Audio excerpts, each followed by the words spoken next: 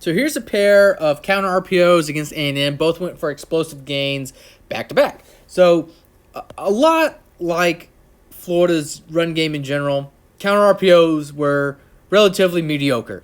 Like outside zone reads and like power reads, each averaged about 4 yards per attempt and a success rate around 40%.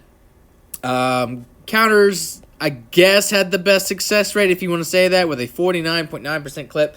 But they had the, worst yards per attempt with a 4.18 clip among those concepts that saw at least a 3% play share. So we're faking that zone action, that inside zone action, and our down blocks create that initial seal before we get our play side kick with our two pullers. So this is a very good job from this edge defender, wrong arming it, creating a spill technique.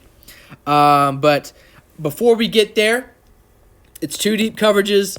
Behind the chain situation, it could have been a predetermined give from Trask, even though you could have argued this tunnel absolutely could have been targeted because of the space they're playing off the ball. But it's hard to argue based on the results.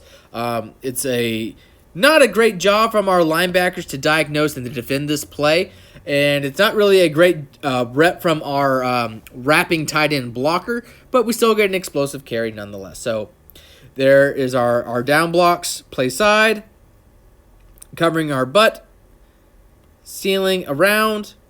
So what do I mean by a wrong arm technique? So normally you don't want to lose your outside gap integrity if you're an edge rusher, right? So you don't want to lose your outside shoulder, in this case being your left shoulder. So what you do to wrong arm, you basically sacrifice that by blowing up the pulling rusher by not staying outside but going inside of him with that wrong arm, pulling or pushing it back and making the running back's path bounce outward. In doing so, you then have your linebackers spill over top to make the play. That's what the technique gets its name for. So, again, you see him right there dip his left shoulder and blow the play up. And by doing so, our wrapper, who normally follows inside path, he cannot do that.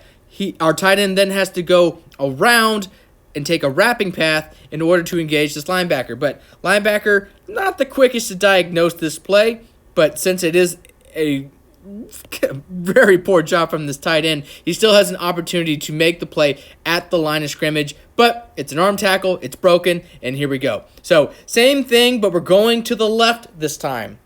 We don't get the wrong arm technique, but because of our X-receiver being so far off the screen, there's not a whole lot of support between this defender and his next, the next defender in line in terms of lateral defense. So, again, we're going to get a pull and a kick. We're taking a wide path as opposed to cutting up inside.